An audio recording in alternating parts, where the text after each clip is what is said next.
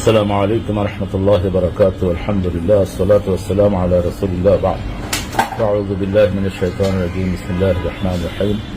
واعتصموا بحبل الله جميعا ولا تفرقوا. وقال رسول صلى الله عليه وسلم انصر أخاك ظالما كان أو مظلوما أو كما قال عليه الصلاة والسلام. প্রিয় ভাই এবং বোনেরা, আল্লাহ শুকরিয়া আদায় করছি। আলহামদুলিল্লাহ, আমরা ইসলামের জন্য, কোরআনের জন্য, বিশেষ করে আল্লাহর রশিকে মজবুত করে ধারণ করার জন্য যে কোনো কোরবানি আমরা দিতে রাজি আছি। আলহামদুলিল্লাহ, বাংলাদেশের আপামর জনতা এবং নামাজি মুসল্লিরা সবাই এ ব্যাপারে একমত।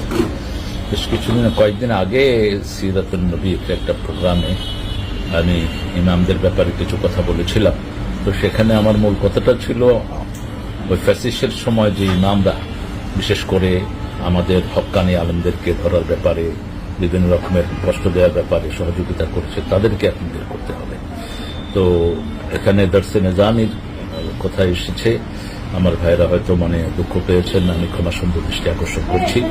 দর্শে নিজামির ভাইয়েরা বরাবরই দেওবন্দ কোরবানিতে আজাদী আন্দোলনের শ্রেষ্ঠ ভূমিকা পালন করেছে, এটা অস্বীকার করার কোনো জো নেই।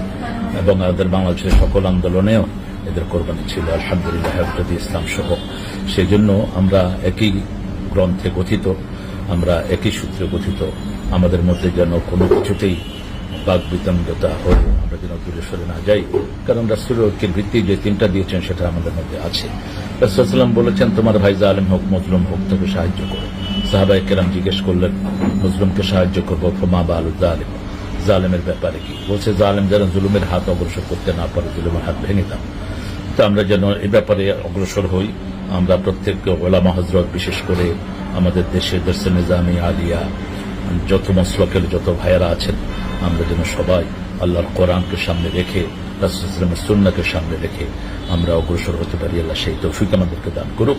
আসসালামু আলাইকুম ওয়া রাহমাতুল্লাহি তাআলা ওয়া বারাকাতুহু।